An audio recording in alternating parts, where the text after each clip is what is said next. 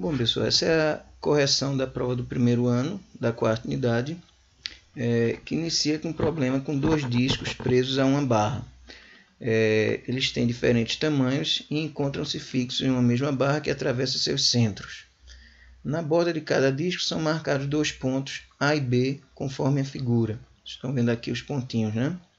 Então, supondo que a barra rotacione fazendo os discos girarem em torno de seus centros, o que é correto a gente afirmar? Veja, vou destacar aqui a palavrinha fixos, porque ela tem uma certa importância para a gente, porque se esses discos estão fixos na barra, a gente deve entender que quando a barra rotaciona, não há deslizamento. Então esses discos giram junto com a barra. E quando esse ponto A completa uma volta, esse ponto B vai completar uma volta junto. Significa que esses dois pontos têm o mesmo período. Logo, tendo o mesmo período, eles têm a mesma frequência também. Então, a gente deveria marcar aí a letra A. Ok? Vamos aqui para a questão 2, que é uma questão sobre uma roda de engrenagem. Essa roda de engrenagem, o problema diz que ela executa 480 giros em 2 minutos. Ora, para calcular a frequência, né? Você vem aqui e divide o número de giros, que é 480, pelo tempo, que é 2 minutos. Beleza, você achou aqui 240 rotações por minuto. Só que nas alternativas você não tem nenhuma opção com essa unidade. Você tem aqui 240, mas em hertz. Então, o que é que convém a gente fazer? Você vai esquecer essa continha aqui e vai fazer o seu cálculo usando o tempo em segundos. Se o tempo é de 2 minutos, você convertendo em segundos vai ter 120 segundos. E aí você calcula a frequência assim, ó. Número de rotações é 480 e o tempo que essas rotações são dadas, 120. Então, vamos fazer aqui um cancelamento desses zeros, tá certo? Fica 48 dividido por 12, 4. E é a unidade de medida do sistema internacional, já que você converteu para segundos, ó, a unidade de medida é o Hz. Então, você tem aqui a frequência igual a 4 Hz. Vamos marcar aqui a letra D. Essa era a resposta correta do problema. Na questão 3, você tem dois rolamentos de raios 5 e 8 centímetros que movimentam-se solidários através de uma correia sem deslizamento. Se a frequência do rolamento maior for meio Hz, a frequência do rolamento menor será de quanto? Vamos anotar aqui, ó, meio Hz para o rolamento maior e vamos calcular a frequência do menor. Vamos chamar a frequência do menor de F1. Então, o rolamento menor vai ser o 1 e o maior vai ser o 2. A gente viu que na transmissão de movimento circular uniforme por correia, vale a relação R1-F1 igual a R2-F2. Então, R1 é o raio do rolamento 1, que o problema diz aqui que é 5 centímetros. O do rolamento maior, aliás, é 8 centímetros, eu vou substituir aqui também. A frequência do maior, eu tenho aqui, ó, que é 0,5, e vou em busca da frequência do maior. Quando eu faço 8 vezes 0,5, isso dá 4, né? E o 5 que está aqui, ó, multiplicando o F1, ele passa para cá dividindo. Então, a frequência do rolamento menor é 0,8 Hz. Ok? Essa era a resposta da terceira questão da prova. Então, vamos assinalar aqui a letra B. Com isso, a gente pode ir para a quarta questão, que é uma questão que tem duas respostas para serem assinaladas. Vejamos. Ele pergunta qual é a frequência do ponteiro dos segundos. Veja, o ponteiro dos segundos leva 1 minuto para dar uma volta completa. Então, isso aqui é o período. Agora, Se você quiser tratar em segundos, você pode escrever que esse período é 60 segundos. Sabendo que a frequência é o inverso do período, você pode ter duas respostas satisfatórias para esse problema. Se você botar o 1, que está aqui embaixo, você vai ter 1 dividido por 1, obviamente é 1, e aí você vai estar com a medida da frequência em rotações por minuto. Isso aqui você encontra na letra B. Ó. Mas se você quis também utilizar os 60 segundos, você pode colocar o 60 no lugar do T e dizer que a sua resposta, a frequência do ponteiro, é uma rotação, 1 sobre 60 rotações por segundo. Então, tanto faz você responder assim ou assim. Das duas formas, você tem aqui para assinalar, ou a letra B ou a letra E. Não é obrigado a assinalar as duas, ok? Todo mundo que respondeu qualquer uma das duas recebeu a pontuação. Questão 5. Foi uma questão sobre a lei de Hooke.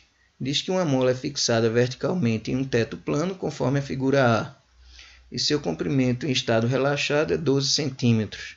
Em sua extremidade inferior, pendura-se um bloco de massa 3 kg, como mostra a figura B, e seu comprimento passa a ser de 15 centímetros. Sendo a aceleração da gravidade local igual a 10 metros por segundo ao quadrado, a constante elástica da mola em Newton por centímetro é. Veja bem, vamos obter logo aqui a deformação da mola. Vamos calcular esse ΔX. Esse ΔX é a diferença entre o comprimento da mola deformada e o comprimento da mola em seu estado relaxado. Então, essa diferença dá 3 centímetros, ok? Vamos agora precisar da força elástica, que é a força que a mola exerce no bloco. Veja, a gente tem aqui uma massa que puxa a mola para baixo em virtude do seu peso. Então, o peso causa na mola uma força de reação, que no caso é uma força elástica. Então, tendo em vista que esse bloco está em equilíbrio, a gente pode dizer que essa força elástica ela tem a mesma intensidade que o peso do bloco. Então, o peso do bloco é 3, que é a sua massa, né, vezes a aceleração gravitacional, que é 10. Então, o peso do bloco é 30 newtons. Para calcular a constante elástica da mola, basta você dividir a força elástica pela deformação causada. A força elástica é 30 e a deformação causada é 3. Quando você divide aqui 30 por 3, você encontra 10 newtons por centímetro. Vamos destacar aqui. E a questão oferece essa opção na letra A. Tá certo? E aí a gente vai para a questão número 6. A questão 6 é uma questão conceitual sobre força de atrito. Diz que uma pessoa puxa através de uma mola um bloco que não se movimenta. Eu vou destacar isso aqui. Ela não se movimenta devido ao atrito com a superfície de apoio, conforme mostra a figura. Nesse caso, o que é incorreto pensar? Veja, cuidado, a gente vai procurar o que é incorreto, tá certo? Então, o que for correto a gente não marca. Vamos observar aqui que quando alguém puxa o bloco através da mola, esse corpo recebe a ação de uma força elástica. Em contrapartida, o atrito atua como uma reação e pelo fato de impedir o movimento, a gente diz que esse atrito é um atrito estático. Ok? Vamos lembrar que essa força de atrito estático ela pode ser calculada assim: coeficiente de atrito vezes a força de reação normal. Então vamos lá. Letra A. O atrito é estático. Está correto, logo a gente não marca. Se a massa do bloco fosse maior, maior seria a força de atrito. Correto, porque se a massa do bloco for maior, maior vai ser a força de reação normal. Veja, O peso do bloco atua contra a superfície e ele recebe uma força de reação da superfície, que depende justamente do peso. E o peso depende da massa. Então, aumentando a massa, aumenta a força de atrito, porque aumentaria a força de reação normal aqui. Ó. Ok? Letra C. Quanto mais se deforma a mola, maior é a força de atrito. Correto. Aumentando a força elástica, né? A deformação da mola aumenta a força elástica e também aumenta a força de atrito. Letra D. A força de atrito tem a mesma intensidade da força elástica. Isso está correto porque o bloco está em repouso. Então, a situação de equilíbrio indica que essas duas forças aqui se equiparam em intensidade. Na letra E, o coeficiente de atrito varia conforme a deformação da mola. Não. Esse coeficiente de atrito aqui ele é um valor constante. Então, independente dos outros fatores, ele permanece constante. Como a gente quer a afirmação incorreta, então a gente marca aqui a letra E. Ok? Vamos para a questão 7. Questão 7 diz o seguinte: uma força horizontal de 15 newtons atua em um bloco de massa 10 kg. Então, a força F vale 15, a massa vale 10. Isso provoca uma aceleração de 2 metros por segundo ao quadrado nesse corpo. Qual o módulo da força de atrito entre o bloco e a superfície? Veja, você tem um sistema com duas forças que atuam no mesmo bloco. O movimento se dá na horizontal e observe que esses dois vetores, essas duas forças, têm sentidos opostos. Então, vamos aplicar aqui a segunda lei de Newton, que diz que a força resultante é a massa vezes a aceleração, e a força resultante para dois vetores opostos é a diferença entre eles, né? Então, vamos escrever aqui: força F menos a força de atrito igual a massa vezes a aceleração. Deixa eu dar uma corrigidinha aqui. Ok. Então, essa força F a gente sabe que é 15. O problema dá para a gente. A força de atrito é o valor pedido. Então, vamos repetir. A massa do bloco é 10 kg e a aceleração vale 2 metros por segundo ao quadrado. Então, vamos resolver essa equação em primeiro grau. Vamos repetir aqui, ó, menos força de atrito igual a 10 vezes 2 dá 20. Esse 15 aqui, ó, que está do lado esquerdo da equação, está positivo. Vou botar para lá. Ele vai negativo.